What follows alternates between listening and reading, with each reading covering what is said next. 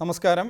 Big സ്റ്റോറിയിലേക്ക് സ്വാഗതം. രാഷ്ട്രീയ കേരളം കാത്തിരിക്കുന്ന അരുവിക്കര ഉപതെരഞ്ഞെടുപ്പ് ജൂൺ 27-ന്, വോട്ടെണ്ണൽ ജൂൺ 30-ന് നടക്കും. മാതൃകാ പെരുമാറ്റച്ചട്ടം നിലവിൽ വന്നതായി കേന്ദ്ര തെരഞ്ഞെടുപ്പ് കമ്മീഷൻ അറിയിച്ചു. ജയലളിത മത്സരിച്ചേക്കാവുന്ന ചെന്നൈയിലെ RK നഗർ മണ്ഡലം ഉൾപ്പെടെ മറ്റ് 4 സംസ്ഥാനങ്ങളിലെ 5 മണ്ഡലങ്ങളിലും ജൂൺ 27-ന് വോട്ടെടുപ്പ് നടക്കും. ജി കാർത്തികേയന്റെ മരണത്തെ തുടർന്ന് ഒഴിവുവന്ന അരുവിക്കര മണ്ഡലത്തിൽ ഉപതെരഞ്ഞെടുപ്പ് നടത്താൻ സെപ്റ്റംബർ 6 വരെ സാവകാശമുണ്ടായിരുന്നെങ്കിലും നടപടികൾ വേഗത്തിൽ പൂർത്തിയാക്കാൻ കേന്ദ്ര തിരഞ്ഞെടുപ്പ് കമ്മീഷൻ തീരുമാനിക്കുകയായിരുന്നു. 5 ആഴ്ചയാണ് തിരഞ്ഞെടുപ്പ് നടപടിക്രമങ്ങൾ പൂർത്തിയാക്കാൻ കമ്മീഷൻ നിശ്ചയിച്ചിരിക്കുന്നത്. ജൂൺ 3-ന് വിജ്ഞാപനമിറങ്ങും. നാമനിർദ്ദേശ പത്രിക സമർപ്പിക്കുന്നതിനുള്ള അവസാന തീയതി ജൂൺ 10, സൂക്ഷ്മ പരിശോധന 11-ന്, നാമനിർദ്ദേശ പത്രിക പിൻവലിക്കാനുള്ള തീയതി 13. വോട്ടെടുപ്പ് 27-ാം തീയതി ശനിയാഴ്ച രാവിലെ 8 മണി മുതൽ 5 മണി വരെ. വോട്ടെണ്ണൽ 30-ന്. ജൂലൈ 2-ാം തീയതിക്കകം തിരഞ്ഞെടുപ്പ് നടപടികൾ പൂർത്തിയാക്കും. കാലവർഷം വലിയ പ്രശ്നമുണ്ടാക്കില്ലെന്ന കണക്കുകൂട്ടലിലാണ് ജൂൺ അവസാനം തിരഞ്ഞെടുപ്പ് നടത്താൻ തീരുമാനമായത്. ജയലളിതയ്ക്ക് വേണ്ടി AADMK MLA സ്ഥാനമൊഴിഞ്ഞ ഡോക്ടർ രാമകൃഷ്ണൻ നഗർ മണ്ഡലമാണ് തമിഴ്നാട്ടിൽ പോളിംഗ് ബൂത്തിലേക്ക് നീങ്ങുന്നത്. ഇതോടൊപ്പം മധ്യപ്രദേശിലെയും മേഘാലയയിലെയും ഓരോ മണ്ഡലങ്ങളിലും ത്രിപുരയിലെ 2 മണ്ഡലങ്ങളിലും 27-ന് ഉപതെരഞ്ഞെടുപ്പ് നടക്കും. M. ഉണ്ണികൃഷ്ണൻ, റിപ്പോർട്ടർ, ദില്ലി. ഈ വിഷയമാണ് ഇന്ന് ബിഗ് സ്റ്റോറി ചർച്ച ചെയ്യുന്നത്. CPIM സംസ്ഥാന സെക്രട്ടേറിയറ്റ് അംഗം Shri Anathalavattom Anandan, DCC president Shri Karakulam Krishnapillai, doctor Sebastian Paul, advocate Jayashankar എന്നിവരാണ് ഇപ്പോൾ ഈ ചർച്ചയിൽ പങ്കെടുക്കുന്നത്. ശ്രീ കരകുളം കൃഷ്ണപിള്ള, അരുവിക്കര ഉപതെരഞ്ഞെടുപ്പിൽ എത്രത്തോളം വിജയസാധ്യത UDF പ്രതീക്ഷിക്കുന്നു? നല്ല വിജയസാധ്യത UDF പ്രതീക്ഷിക്കുന്നു. അല്ലാതെ പ്രതീക്ഷിക്കേണ്ട ഒരു രാഷ്ട്രീയ സാഹചര്യവുമില്ല. ശ്രീ കരകുളം കൃഷ്ണപിള്ള, ഇപ്പോൾ മന്ത്രിസഭയ്ക്കെതിരെ ഉയർന്നു വന്നിരിക്കുന്ന അഴിമതി ആരോപണങ്ങൾ, R. ബാലകൃഷ്ണപിള്ള ഉൾപ്പെടെ ഒരു വിഭാഗം UDF വിട്ടുപോയത്, VSDPയും PC ജോർജും ഉയർത്തുന്ന വെല്ലുവിളികൾ, ഇതൊന്നും അരുവിക്കരയിൽ ബാധിക്കില്ല എന്നാണോ കോൺഗ്രസിന്റെ വിലയിരുത്തൽ? ഈ പറഞ്ഞ ഘടകങ്ങൾ പലതും കഴിഞ്ഞ തെരഞ്ഞെടുപ്പിലും ഞങ്ങളോടൊപ്പം ഉണ്ടായിരുന്നതല്ല. അതുകൊണ്ട് തന്നെ അതൊന്നൊരു പുതിയ വെല്ലുവിളിയുമല്ല. ശ്രീ ബാലകൃഷ്ണപിള്ള ഞങ്ങളോടൊപ്പം ഉണ്ടായിരുന്നു എന്നുള്ള വസ്തുത അംഗീകരിക്കുന്നു. അദ്ദേഹത്തിന്റെ രാഷ്ട്രീയ പ്രസ്ഥാനത്തിന് അരുവിക്കര നിയോജകമണ്ഡലത്തിൽ ഉള്ള രാഷ്ട്രീയ സ്വാധീനം. ശ്രീ വിഷ്ണുപുരൻ ചന്ദ്രശേഖർ, ഒരു വെല്ലുവിളിയും UDFനില്ല. UDFന്റെ വിജയസാധ്യത അത് ഉറപ്പിക്കപ്പെട്ടതാണ് എന്ന കരകുളം കൃഷ്ണപിള്ളയുടെ വിലയിരുത്തൽ മാത്രമല്ല, ഉപതെരഞ്ഞെടുപ്പ് സർക്കാരിനുള്ള വിലയിരുത്തലാകും എന്ന് മുഖ്യമന്ത്രി തന്നെയും വെല്ലുവിളി ഏറ്റെടുത്തിട്ടുണ്ട്. എന്താണ് UDFന്റെ ഈ ആത്മവിശ്വാസത്തിന് പിന്നിൽ? VSDP എന്താണ് അവിടെ പ്രതീക്ഷിക്കുന്നത്? VSDPയെ സംബന്ധിച്ചിടത്തോളം അരുവിക്കരയിലെ സ്ഥാനാർത്ഥി ഇല്ല. പക്ഷേ അഴിമതിക്കെതിരെ ഒരു പൊതു സ്ഥാനാർത്ഥി നടത്തുന്നതിന് VSDP പിന്തുണയ്ക്കുന്നു. പിന്നെ UDFനെ സംബന്ധിച്ചിടത്തോളം അവരുടെ ആത്മവിശ്വാസം വളരെ സന്തോഷമുള്ള കാര്യമാണ്. കാരണം അവർക്ക് ആത്മവിശ്വാസം ഉണ്ടാവും. പക്ഷേ അരുവിക്കര മണ്ഡലത്തിലെ നാടാർ സമുദായത്തിനെ സംബന്ധിച്ച് UDFനോട് പ്രതിഷേധമുണ്ട്. കാരണം എത്രയോ കാലങ്ങളിൽ നമുക്ക് തന്ന വാക്കുകൾ, ബഹുമാനപ്പെട്ട PC ജോർജിനെ എഴുതി തന്ന 3 കത്ത് നമ്മുടെ കൈവശമുണ്ട്. ഇപ്പൊ തന്നെ നമ്മുടെ ബഹുമാനപ്പെട്ട കരകുളം കൃഷ്ണപിള്ള അദ്ദേഹം ഇവിടെ സംസാരിച്ചു. അദ്ദേഹം DCC പ്രസിഡന്റാണ്. മുഖ്യമന്ത്രി ഉൾപ്പെടെ ഇരുന്ന് PC ജോർജിനെ കൊണ്ട് എഴുതി തന്നതിൽ നാടാർ സമുദായത്തിന് DCC പ്രസിഡന്റ് തരുമെന്ന് എഴുതി തന്നിട്ടുണ്ട്. ഇത്തരത്തിൽ എത്രയോ കത്തുകൾ നമ്മുടെ കൈവശമുണ്ട്. പൊതുവെ നാടാർ സമുദായത്തെ പൂർണ്ണമായിട്ട് തഴഞ്ഞിരിക്കുന്ന ഈ അവസ്ഥയിൽ സമുദായത്തിന് പ്രതിഷേധമുണ്ട്. VSDP സ്ഥാനാർത്ഥി നടത്തുന്നില്ലെങ്കിലും PC ജോർജ് അഴിമതിക്കെതിരെയുള്ള പൊതു സ്ഥാനാർത്ഥിയെ നിശ്ചയിക്കുന്ന സ്ഥിതിക്ക് ആ സ്ഥാനാർത്ഥിയെ പിന്തുണയ്ക്കുക എന്നുള്ളതാണ് VSDPയുടെ ലക്ഷ്യം. ശ്രീ PC ജോർജ്, ഉമ്മൻചാണ്ടി പറയുന്നു അരുവിക്കര ഉപതെരഞ്ഞെടുപ്പ് സർക്കാരിൻ്റെ വിലയിരുത്തലാകും, അവിടെ വിജയിക്കും എന്ന ആത്മവിശ്വാസം പ്രകടിപ്പിക്കുന്നു. ഇപ്പോൾ ജൂൺ 27-ന് ഉപതെരഞ്ഞെടുപ്പ് നടക്കാൻ പോവുകയാണ്. താങ്കൾ എങ്ങനെയാണ് അരുവിക്കര മണ്ഡലത്തെ വിലയിരുത്തുന്നത്?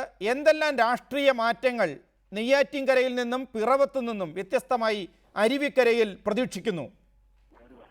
അരുവിക്കര നിയോജക മണ്ഡലം എന്ന് പറയുന്നത് പാർശ്വവൽക്കരിക്കപ്പെട്ട ജനവിഭാഗത്തിന് വളരെയേറെ പിന്തുണയുള്ള, പിന്നോക്കക്കാരായ ജനവിഭാഗങ്ങൾക്ക് പിന്തുണയുള്ള സ്ഥലമാണ്. ഈ കാർത്തികേയൻ എന്ന വ്യക്തിയോട് പ്രത്യേകമായ സ്നേഹവും ആദരവും അവിടുത്തെ ജനങ്ങൾ പ്രകടിപ്പിച്ചിരുന്നു. അദ്ദേഹം ആ സ്നേഹം തിരിച്ച് ജനത്തിന് നൽകിയിരുന്നു. പക്ഷെ അങ്ങനെ ഒരു സ്നേഹം നൽകാൻ ഇനി ആരുമുണ്ട് എന്നുള്ളതാണ് പ്രശ്നം. ഇവിടെ ഈ കാർത്തികന്റെ ചരിത്രം എടുത്ത് പരിശോധിക്കുക, അദ്ദേഹം ഒരു കാരണവശാലും ഒരു ഒരു ഒരു ഒരു പിന്തുടർച്ചാവകാശം ആഗ്രഹിക്കുന്ന ആളല്ല.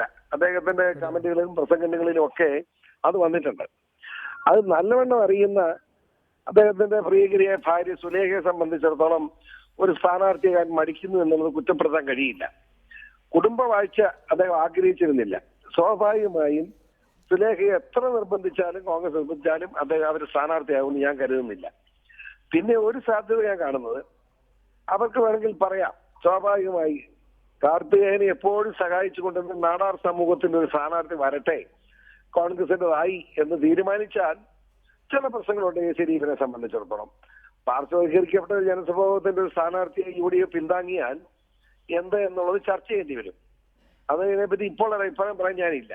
പക്ഷെ ഒരു കാര്യം ഞാൻ പറയാം, ഇത്രയും അഴിമതിയും മുങ്ങിക്കൊളിച്ച നാണം കെട്ട ഒരു ഗവൺമെന്റ്, അഴിമതി മാത്രമല്ല സ്ത്രീ വിഷയത്തിൽ പോലും ഒരു ഗവൺമെന്റിന്റെ ക്യാബിനറ്റ് എന്ന് പറയുന്ന ഇത്രമാത്രം മ്ലേച്ഛമായ ഒരു ക്യാബിനറ്റായി മാറിയ സാഹചര്യത്തിൽ ആ ഗവൺമെന്റിന് അനുകൂലമായി ജനങ്ങൾ വോട്ട് ചെയ്യണമെന്ന് പറയാൻ ACDFന് കഴിയില്ല.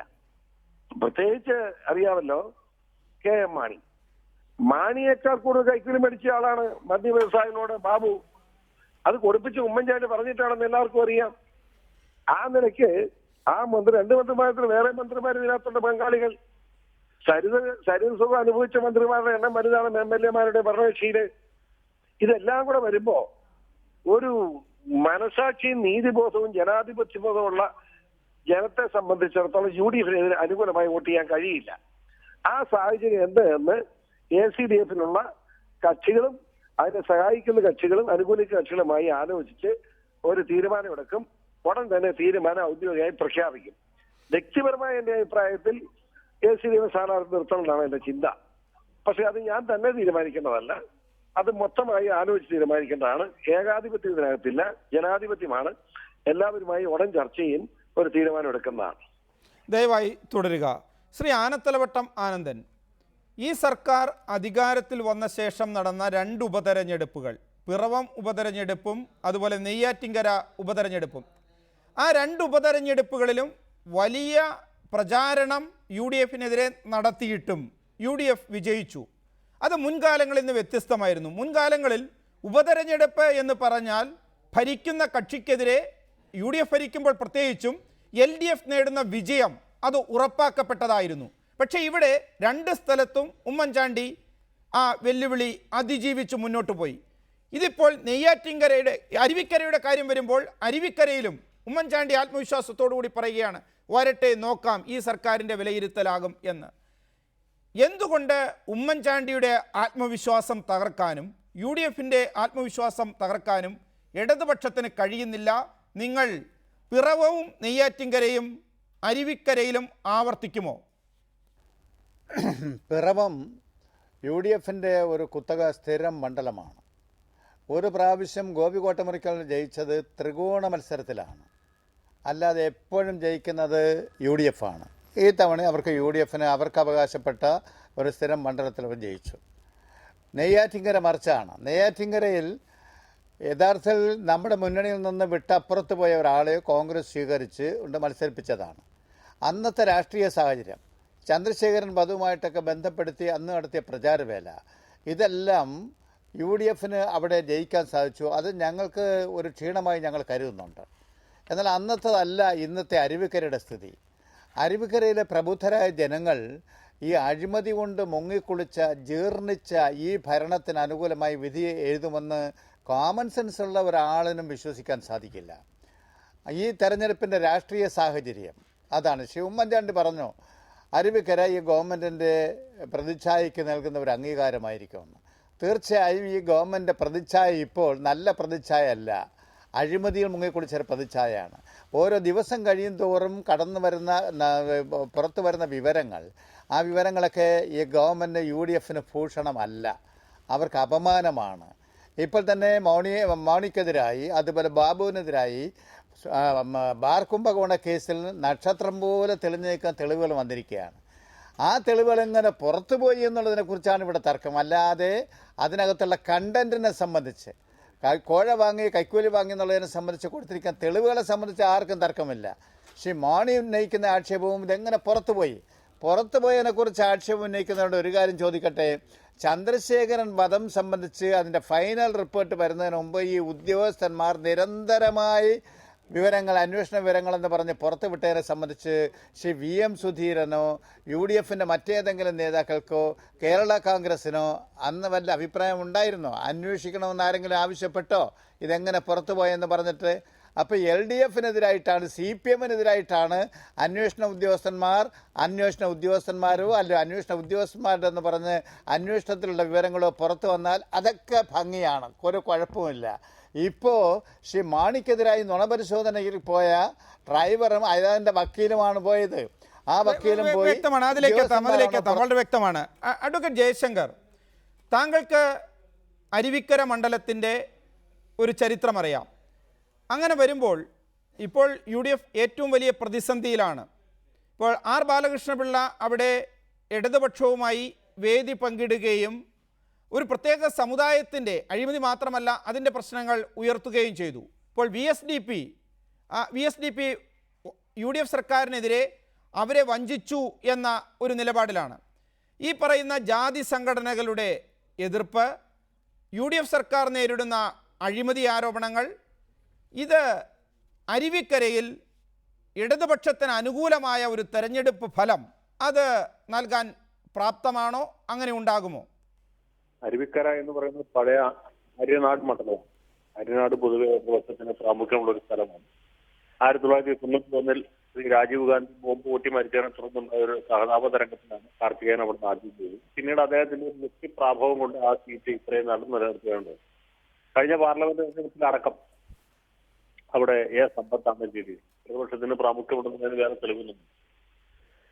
മാത്രമല്ല, ഇപ്പോൾ UDFിന് എതിരായിട്ടുള്ള ഒരു ട്രെൻഡാണ് സംസ്ഥാനത്തുള്ളതെന്ന് UDFിന്റെ ഏറ്റവും പ്രധാനപ്പെട്ട നേതാക്കൾ പോലും രഹസ്യമായിട്ട് മിക്കവാറും പരസ്യമായിട്ട് സംഭവിക്കും. കാരണം സർക്കാരിനെതിരെ ഉയർത്തുന്ന അഴിമതി ആരോപണം, ബാർക്കോഴയുമായി ബന്ധപ്പെട്ട വിവാദം, മൊത്തത്തിൽ പലതരത്തിലുള്ള വിവാദങ്ങളെല്ലാം സർക്കാരിനെ വിടാതെ പിന്തുണ. ഇങ്ങനെ ഒരു സാഹചര്യത്തിലാണ് ഉപതെരഞ്ഞെടുപ്പ് നടക്കുന്നത്. രണ്ട് മുന്നണികൾക്ക് ഇത് വളരെ പ്രധാനമാണ്. കാരണം UDFിനെ സംബന്ധിച്ചുള്ള ഒരു ജനഹിത പരിശോധന എന്ന് പറയുന്ന രീതിയിൽ മാത്രമല്ല, ഒരു സിറ്റിംഗ് സീറ്റ്, കാർത്തികേയൻ പ്രതികരിച്ചിരുന്ന സീറ്റ്, അവിടെ ഒരു പരാജയം അവർക്ക് താങ്ങാനാവുന്നുണ്ട്. ഇടതുപക്ഷത്തെ സംബന്ധിച്ചുള്ള അവർ ഉയർത്തിക്കൊണ്ടുവന്നുള്ള പ്രശ്നങ്ങളിലെ ധാർമ്മികവും രാഷ്ട്രീയവുമായിട്ടുള്ള പ്രസക്തി പരിഗണിക്കപ്പെടുന്ന ഒരു സ്ഥലം. രണ്ട് മുന്നണിക്കും വളരെ പ്രധാനപ്പെട്ടതാണ്. ഒറ്റനോട്ടത്തിന്റെ ഇടതുപക്ഷത്തിന് ഒരു പ്രാമുഖ്യമുണ്ട്. ജാതി സംഘടനകളുടെ എതിർപ്പ് വലിയ വിഷയമാണെന്ന് ഞാൻ വിചാരിക്കുന്നില്ല. കാരണം ഈ വകകളെയൊക്കെ ഒതുക്കാൻ ഉമ്മൻചാണ്ടിക്ക് ആരംഭിക്കും. അതുകൊണ്ട് ഇവരുടെ എതിർപ്പിന് അത്ര ഒരു വലിയ വിഷയമായിട്ട് ഈ ഘട്ടത്തിൽ പരിഗണിക്കേണ്ടതില്ല. രാഷ്ട്രീയമായ ഒരു മത്സരം തന്നെയായിരിക്കും അരുവിക്കരയിൽ നടക്കുന്നത്. സ്ഥാനാർത്ഥി ആര് എന്നുള്ള വളരെ പ്രധാനമാണ്. പ്രതിപക്ഷത്തിന്റെ സ്ഥാനാർത്ഥി കരുത്തനായ സ്ഥാനാർത്ഥിയല്ല.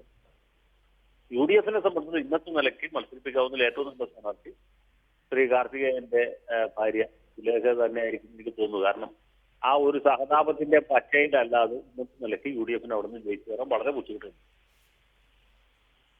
വ്യക്തമാണ് താങ്കൾ പറഞ്ഞത്. ഡോക്ടർ സെബാസ്റ്റ്യൻ പോൾ, ഇത്തരം ഉപതെരഞ്ഞെടുപ്പുകൾ നേരിട്ട് പരിചയമുള്ള ഒരു നേതാവാണ് താങ്കൾ. അരുവിക്കരയുടെ കാര്യത്തിൽ ഇടതുപക്ഷവും വലതുപക്ഷവും BJPയും ഇതുകൂടാതെ PC ജോർജിൻ്റെ നേതൃത്വത്തിൽ അഴിമതി വിരുദ്ധ നിലപാട് സ്വീകരിക്കുന്നവർ അവർ വേറൊരു സ്ഥാനാർത്ഥിയെ കൂടി നിർത്തുന്നു.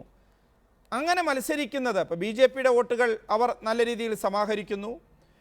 അഴിമതി വിരുദ്ധ മുന്നണി അത്തരത്തിൽ കുറച്ച് വോട്ടുകൾ ജോർജിൻ്റെ നേതൃത്വത്തിൽ സമാഹരിക്കുന്നു.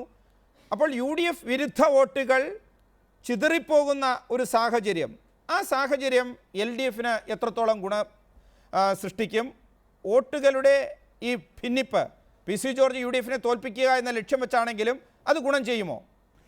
അല്ല, ഉപതെരഞ്ഞെടുപ്പ് അത് നിയമസഭയിലേക്കായാലും ലോക്സഭയിലേക്കായാലും പലപ്പോഴും രാഷ്ട്രീയത്തിൻ്റെ ഗതിമാറ്റത്തെ സൂചിപ്പിക്കുന്ന ഒന്നായി മാറാറുണ്ട്.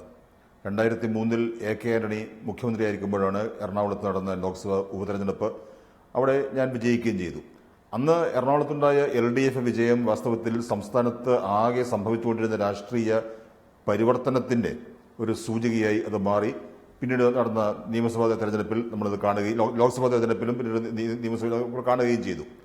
അരുവിക്കര എന്നത് രാഷ്ട്രീയമായി വളരെയേറെ പ്രാധാന്യമുള്ള ഒന്നായി ഇപ്പോൾ മാറിയിട്ടുണ്ട്.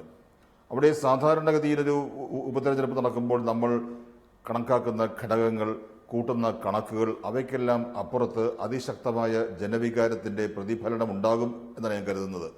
പ്രതിച്ഛായക്കുള്ള അംഗീകാരമെന്ന് മുഖ്യമന്ത്രി പറയുമ്പോൾ വാസ്തവത്തിൽ അംഗീകാരത്തേക്കാൾ ഉപരിയായി ഇപ്പോഴത്തെ പ്രതിച്ഛായയുടെ യഥാർത്ഥത്തിലുള്ള പ്രതിഫലനമായിരിക്കും അരുവിക്കരയിൽ നടക്കാൻ പോകുന്നത്. അതുകൊണ്ട് അതൊരു രാഷ്ട്രീയമായ മത്സരം.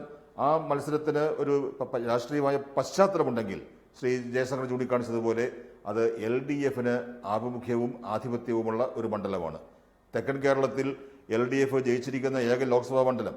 ആ ലോക്സഭാ മണ്ഡലത്തിൽ പെടുന്ന അരുവിക്കര, അവിടെ കാർത്തികേയൻ അവിടെ പിടിച്ചു നിന്നു എന്നതിനപ്പുറത്ത് അത് LDF മണ്ഡലമാണ്. കഴിഞ്ഞ ലോക്സഭാ തെരഞ്ഞെടുപ്പിലും അവിടെ LDF ശക്തി പ്രകടിപ്പിക്കുകയുണ്ടായി.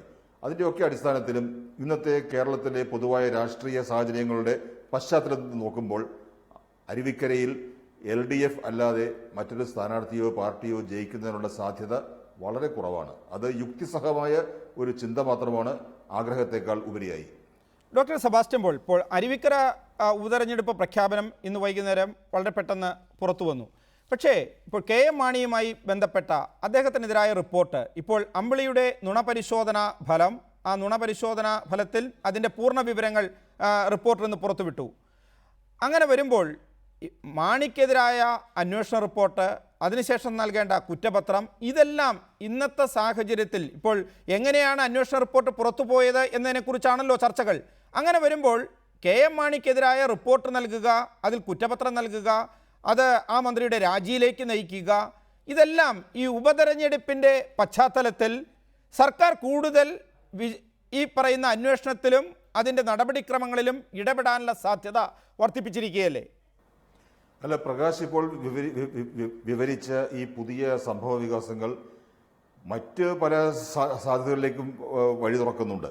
ഉദാഹരണത്തിന് ഇപ്പോൾ നമ്മൾ പ്രതീക്ഷിക്കുന്നത് പോലെ അല്ലെങ്കിൽ കരുതുന്നത് പോലെ KM മാണിക്കെതിരെയുള്ള കുറ്റപത്രം ഉടൻ പുറത്തു വരികയാണെങ്കിൽ അത് വലിയ രാഷ്ട്രീയ മാറ്റങ്ങൾക്ക് ഒരുപക്ഷെ കാരണമായേക്കാം.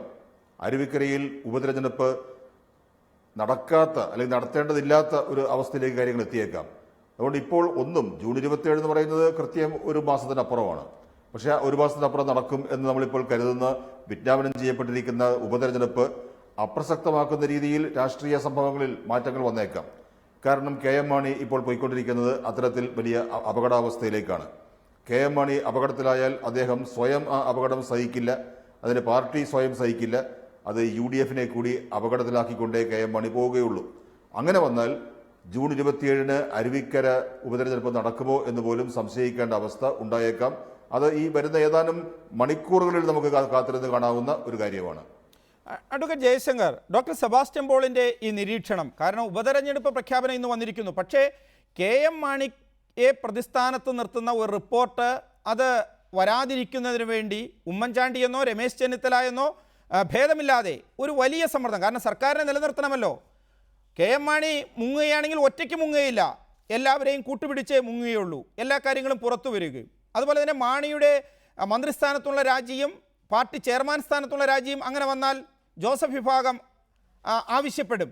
ഈ പ്രതിസന്ധികളിലേക്ക് കാര്യങ്ങൾ എത്തിച്ചുകൊണ്ട് ഒരിക്കലും ഈ ഉപതെരഞ്ഞെടുപ്പിനെ നേരിടാൻ കഴിയില്ല. അങ്ങനെയാണെങ്കിൽ അന്വേഷണത്തിലും റിപ്പോർട്ട് തയ്യാറാക്കലിലും ഉമ്മൻചാണ്ടി ഒരു ഇടപെടൽ നടത്തും എന്ന് പ്രതീക്ഷിക്കുന്നുണ്ടോ? അത് ഫലപ്രാപ്തിയിലെത്തുമോ?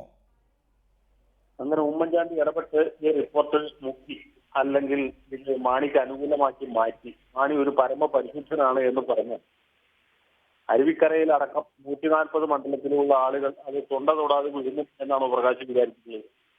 അത് ഉണ്ടാക്കാൻ പോകുന്ന പ്രത്യാഘാതം എത്ര ഭയാനകമായിരിക്കും എന്നറിയാമോ? ഇനി അങ്ങനെ ഒരു റിപ്പോർട്ട് സമർപ്പിച്ചാൽ KM മാണി ഇതിൽ നിന്ന് കുറ്റവിമുക്തനാകും എന്ന് വിചാരിക്കുന്നുണ്ട്. അത് തുടർ നിയമ നടപടികളിലും. അപ്പോൾ റിപ്പോർട്ട് സമർപ്പിച്ചാലും പ്രശ്നമാണ്, റിപ്പോർട്ട് സമർപ്പിച്ചില്ലെങ്കിൽ പ്രശ്നമാണ്. പക്ഷേ റിപ്പോർട്ട് സമർപ്പിക്കുന്നതാണ് ഉമ്മൻചാണ്ടിയെ സംബന്ധിച്ച് ഒന്നുകൂടി നല്ലത്. കാരണം KM മാണിക്ക് നിങ്ങൾ വിചാരിക്കുന്ന രീതിയിൽ ബലമൊന്നും ഇന്ന് കേരള രാഷ്ട്രീയത്തിലില്ല. 1-2 മെത്രാന്മാരുടെ പിന്തുണ കൊണ്ട് മാത്രം അദ്ദേഹം കുറ്റപത്രത്തിൽ KM മാണിയുടെ പേര് വന്നതിന് ശേഷവും മാണിയെ ക്യാബിനറ്റിൽ നിലനിർത്തണം എന്ന് പറയാൻ പാകത്തിന് മൗഖ്യമുള്ള ഒരു മെത്രാനും ഇതുവരെ വാർത്തക്കാരിൽ നിന്ന് വാങ്ങിക്കപ്പെട്ടിട്ടില്ല. അത് ഞാൻ ഉറപ്പിച്ചു. അങ്ങനെ ഒരു ഘട്ടത്തിൽ പണ്ട് ബാലകൃഷ്ണ രാജിവെച്ച പോലെ ഇപ്പോൾ ശ്രീ KM മാണി രാജിവെച്ചത് KM മാണിയുടെ പകരക്കാരനായിട്ട് വല്ല CF തോമസോ മറ്റോ മന്ത്രിയായി. അതിൽ കഴിഞ്ഞ അത്ഭുതമോ വിപ്ലവമോ ഒന്നും ഇവിടെ സംഭവിക്കാൻ പോകുന്നില്ല. KM മാണി ഉറി പോലെ രാജിവെച്ചു. അഡ്വക്കേറ്റ് ജയശങ്കർ, താങ്കളിലേക്ക് തിരിച്ചെത്താം. ശ്രീ PC ജോർജ്, ഉപതെരഞ്ഞെടുപ്പ് മുന്നിൽ കണ്ട് ഉപതെരഞ്ഞെടുപ്പിൽ ഏതായാലും KM മാണിയെ ഒരു കുറ്റക്കാരനായി അല്ലെങ്കിൽ മാണിയുടെ രാജി നേടിയ ശേഷം ഉപതെരഞ്ഞെടുപ്പിനെ നേരിടുക UDF-നെ സംബന്ധിച്ചിടത്തോളം എത്രത്തോളം ബുദ്ധിമുട്ടേറിയ ഒരു സാഹചര്യമായിരിക്കും? താങ്കൾ പ്രതീക്ഷിക്കുന്നുണ്ടോ ഈ അന്വേഷണത്തിലും KM മാണിക്കെതിരായ നീക്കങ്ങളിലും ഒരു ഇടപെടൽ ഉമ്മൻചാണ്ടിയുടെയും രമേശ് ചെന്നിത്തലയുടെയും ഭാഗത്തു നിന്ന് ഉണ്ടാകുമെന്ന്? അങ്ങനെയാണെങ്കിൽ അത് എങ്ങനെയായിരിക്കും അരുവിക്കര ഉപതെരഞ്ഞെടുപ്പിനെ ബാധിക്കുക? ശ്രീ PC ജോർജ് നേരത്തെ ആവശ്യപ്പെട്ടിരുന്നു അരുവിക്കര ഉപതെരഞ്ഞെടുപ്പിനോടൊപ്പം പൊതു തെരഞ്ഞെടുപ്പ് നടത്തണം എന്ന്. ആ രീതിയിലേക്ക് കാര്യങ്ങൾ നീങ്ങുന്ന ഒരു രാഷ്ട്രീയ പ്രതിസന്ധിയിലാണോ UDF? എന്റെ ഒരു ചിന്ത, മാണി ഇപ്പൊ നാളെ രാജിവെച്ചാൽ അത് UDF പ്ലസ് ആവുമെന്ന് എനിക്ക് പേടിയുണ്ട്. അരുവത്ത് കാരണം മാണി രാജിവെച്ചു എന്നതുകൊണ്ട് ജോസഫ് പിണകാത്രത്തോളം കാലം UDF ഗവൺമെന്റ് കുഴപ്പമില്ല. മാണിയോടൊപ്പമുള്ള CF തോമസോ മാണിയോടൊപ്പമുള്ള ഉണ്ണിയാടനോ മാണിയോടൊപ്പമുള്ള ജയരാജനോ ഒരു കാരണവശാലും UDF വിടാൻ തയ്യാറുമല്ല. അപ്പൊ PJ ജോസഫ് UDF നിൽക്കാൻ നിൽക്കുന്ന സാഹചര്യത്തിൽ മാണി പോയാൽ മാണി പോകും, മാണിയുടെ പാർട്ടി പോകും എന്നല്ലാതെ UDF ഗവൺമെന്റ് ഒന്നും വരാൻ പോകുന്നില്ല. ആ സാഹചര്യത്തിൽ അരുവിക്കര തെരഞ്ഞെടുപ്പിൽ UDF അഴിമതിക്കാരനെ പുറത്താക്കി എന്ന ഒരു ഖ്യാതിയുമായി കടന്നു വരുമെന്നുള്ള ഭയമാണ് എനിക്ക് ഇപ്പോഴുള്ളത്. അതിനുള്ള സാധ്യത ഞാൻ തള്ളിക്കളയുന്നില്ല. അപ്പൊ മാണി രാജിവെക്കാനും മാണിയുടെ പാർട്ടി അതോട് അസ്തമിക്കാനുള്ള സാധ്യത ഒന്നും തള്ളിക്കളയുന്നില്ല. ആ സാഹചര്യം കൂടി നമ്മൾ വിലയിരുത്തേണ്ടതാണ്. ചിലപ്പോൾ അരുവിക്കര തെരഞ്ഞെടുപ്പിന് മുമ്പ് തന്നെ മാണി രാജിവെച്ചാൽ ഇതാ അഴിമതിക്കാരനെ പുറത്താക്കി എന്ന് പറഞ്ഞ് ഉമ്മൻചാണ്ടി കടന്നു വരാം. പക്ഷെ വേറെ കാര്യമുണ്ട്, എല്ലാം കള്ളന്മാരാണ്, അഴിമതിക്കാരാണെന്ന് സത്യമൊക്കെ ജനങ്ങളുടെ മുമ്പിലുണ്ടാവുക പിന്നീട് വരുന്നതാ. പക്ഷെ ഇപ്പൊ തക്കാലം ഗവൺമെന്റിന്റെ ഫേസ് ഒന്ന് സേവ് ചെയ്യാൻ മാണി രാജിവെക്കുകയാണ് ഗുണകരം എന്ന് അവർക്കറിയാം. ആ നിലയ്ക്ക് ഒരു നീക്കം നടന്നാൽ എന്ത് സംഭവിക്കുന്നുള്ളത് അതിന് ശേഷമേ പറയാൻ കഴിയൂ.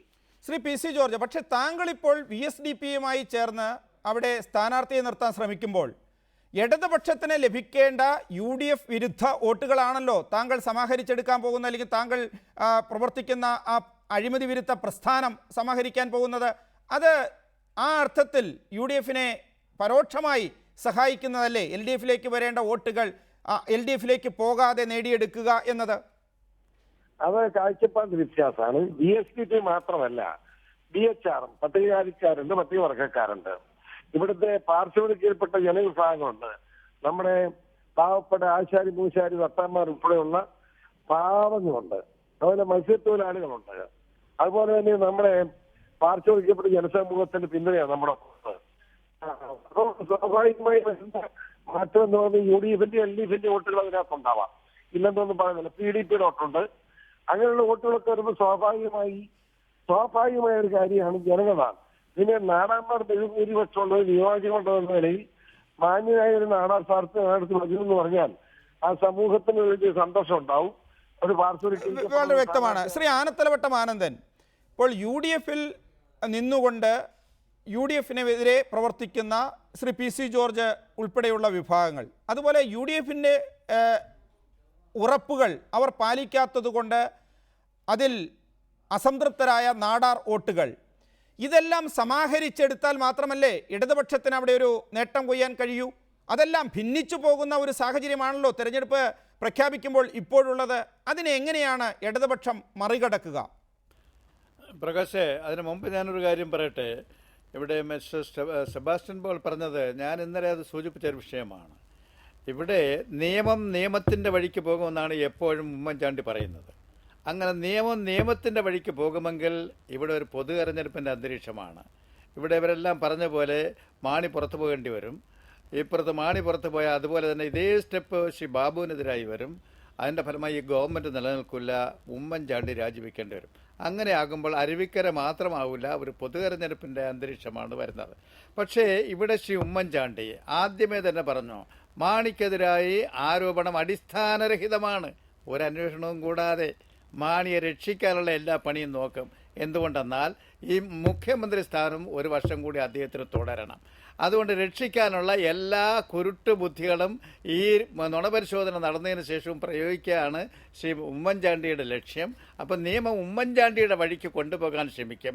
രണ്ടായാലും അരുവിക്കര തെരഞ്ഞെടുപ്പിൽ കൈനീട്ടം വെക്കാൻ പോണില്ല. ജനങ്ങളുടെ മുമ്പിൽ ഇതെല്ലാം ഒരു തുറന്ന പുസ്തകമാണ്. നക്ഷത്രം പോലെ തെളിഞ്ഞു നിൽക്കുന്ന തെളിവുകളാണ് ഹാജരാക്കിയിരിക്കുന്നത്. അതിൻ്റെ അടിസ്ഥാനത്തിൽ അഴിമതിക്ക് വിധേയനാകാത്ത ഒരു ജനപ്രതിനിധിയായിരുന്നു അവിടെ ശ്രീ കാർത്തികേയൻ ഒരുപക്ഷെ ജീവിച്ചിരുന്നെങ്കിൽ ഈ അഴിമതിക്കാർക്കെതിരായ നിലപാട് സ്വീകരിക്കുമായിരുന്നു. അതുകൊണ്ട് അരുവിക്കരയിലെ ജനങ്ങളുടെ വിധിയെഴുത്ത് ഈ അഴിമതിക്കെതിരായ വിധിയെഴുത്തായിരിക്കും. ജീർണിച്ച ഉമ്മൻചാണ്ടി ഗവൺമെന്റിനെതിരായ വിധിയെഴുത്തായിരിക്കും. അത് കാർത്തികേയൻ്റെ ഭാര്യ ശ്രീ സുലേഖ സ്ഥാനാർത്ഥിയായാലും അവരുടെയും ധാർമ്മികമായ രോഷം ഈ അഴിമതിക്കെതിരായിരിക്കും. കാർത്തികേയൻ്റെ നിലപാടിന് അനുകൂലമായിരിക്കും എന്നാണ് ഞാൻ കരുതുന്നത്. അതുകൊണ്ട് അരുവിക്കര തെരഞ്ഞെടുപ്പ് മിസ്റ്റർ സെബാസ്റ്റ്യൻ പോൾ പറഞ്ഞതുപോലെ ആ മണ്ഡലത്തിലെ തെരഞ്ഞെടുപ്പായിട്ട് മാത്രം നടക്കുമോ, അത് ഒരു പൊതു തെരഞ്ഞെടുപ്പായിട്ട് വരുമോ, ഈ ഡേറ്റിൽ തന്നെ മാറ്റം വരുത്തേണ്ടി വരുമോ എന്നെല്ലാം നമുക്ക് കാത്തിരുന്ന് കാണും. ഡോക്ടർ സെബാസ്റ്റ്യൻ പോൾ, വിജിലൻസ് അന്വേഷണത്തിൽ ഇടപെടരുത്, വിജിലൻസ് മാനുവൽ മാറ്റിവെച്ചുകൊണ്ട് ഈ അന്വേഷണം നടക്കണം എന്നെല്ലാം ഹൈക്കോടതി പറഞ്ഞിരുന്നെങ്കിലും വാർത്തകൾ പുറത്തു പോകുന്നു, അതല്ലെങ്കിൽ വിവരങ്ങൾ ചോരുന്നു എന്നെല്ലാം പറഞ്ഞുകൊണ്ട് സർക്കാരിൻ്റെ വ്യക്തമായ ഒരു ഇടപെടൽ ഉമ്മൻചാണ്ടിയുടെയും രമേശ് ചെന്നിത്തലയുടെയും കൈ ഈ അന്വേഷണത്തിലേക്ക് നീളുന്നതാണ് നമ്മൾ കാണുന്നത്. ഇപ്പോൾ ഉപതെരഞ്ഞെടുപ്പ് കൂടി പ്രഖ്യാപിക്കപ്പെട്ടിരിക്കുന്നു. ആ രീതിയിൽ ഈ അന്വേഷണത്തെ വഴക്കിയെടുക്കാൻ സർക്കാർ ശ്രമിക്കുന്നത് ശരിയാണോ? ഉമ്മൻചാണ്ടി എന്തും ചെയ്ത് അനുകൂലമായ ഒരു റിപ്പോർട്ടിലേക്ക് കാര്യങ്ങൾ എത്തിക്കാൻ ശ്രമിക്കുന്നത് ഒരു സത്യസന്ധമായ പ്രവർത്തനമാണോ? അത് വിജയിക്കുമോ? അല്ല, വിവരങ്ങൾ ചോരുന്നു എന്നത് അത് നമ്മളോട് ചർച്ച ചെയ്യേണ്ട വിഷയമല്ല, അത് മറ്റൊരു വിഷയമാണ്. അത് മാധ്യമപ്രവർത്തകരുടെ സ്വാതന്ത്ര്യവും അവരുടെ പ്രവർത്തന രീതിയും ഒക്കെ വരുന്ന വിഷയങ്ങളാണ്. ഇവിടെയുള്ളത് കോടതിയുടെ വ്യക്തമായ നിർദ്ദേശമുണ്ട്. വിജിലൻസ് മാനുവൽ തന്നെ മാറ്റിവെച്ചുകൊണ്ട് മറ്റാരെയും കാര്യങ്ങൾ ധരിപ്പിക്കാതെ സ്വതന്ത്രമായി മുന്നോട്ട് പോകുന്നതിനുള്ള മാൻഡേറ്റാണ് കോടതി നൽകിയിരിക്കുന്നത്. അതിൻ്റെ അടിസ്ഥാനത്തിൽ അന്വേഷണം പുരോഗമിക്കുമ്പോൾ നമുക്ക് പ്രതീക്ഷ നൽകുന്നത് അതിൻ്റെ തലപ്പത്തിരിക്കുന്ന വിജിലൻസ് ഡയറക്ടർ വിൻസെന്റ് പോൾ ഉൾപ്പെടെ അങ്ങനെ കുറേ പേരുകൾ നമ്മൾ കേൾക്കുമ്പോൾ അവരുടെ സത്യസന്ധതയിൽ നമുക്ക് വിശ്വാസമുണ്ട്. ആ അന്വേഷണത്തിൽ ഇടപെടുന്നതിന് ഗവൺമെന്റ് പരിശ്രമിക്കുന്നത് സ്വാഭാവികമാണ്. കാരണം ഉമ്മൻചാണ്ടിയെ സംബന്ധിച്ച് ഇതൊരു ജീവൻ മരണ പ്രശ്നമാണ്. ഈ റിപ്പോർട്ട് അതുകൊണ്ട് സർക്കാർ ആഗ്രഹിക്കുന്ന രീതിയിൽ കൊണ്ടുവരുന്നതിന് അല്ലെങ്കിൽ വരുത്താതിരിക്കുന്നതിന് ഒക്കെയുള്ള ശ്രമം ഉണ്ടായേക്കാം. പക്ഷേ ആ ശ്രമങ്ങളെ അതിജീവിച്ചുകൊണ്ട് തന്നെ ഈ റിപ്പോർട്ട് പുറത്തു വരും. ആ റിപ്പോർട്ടിന്റെ അടിസ്ഥാനത്തിൽ കുറ്റപത്രം ഉണ്ടാകും. അതിനുള്ള അനുകൂലമായ ഒരു പരിസരം കേരളത്തിൽ രൂപപ്പെട്ട് കഴിഞ്ഞു. അതിനെ മറികടക്കാൻ ഉമ്മൻചാണ്ടിക്കോ അദ്ദേഹത്തിൻ്റെ മന്ത്രിസഭയ്ക്കോ കഴിയാത്ത അവസ്ഥ ഇപ്പോഴുണ്ട്. വളരെ നന്ദി doctor Sebastian Paul, Shri Anathalavattom Anandan, Shri Karakulam Krishnapillai, advocate Jayashankar, Vishnupuram Chandrasekharan ഈ ചർച്ചയിൽ പങ്കെടുത്തതിന്. ബിഗ് സ്റ്റോറി ഇവിടെ അവസാനിക്കുന്നു. നമസ്കാരം.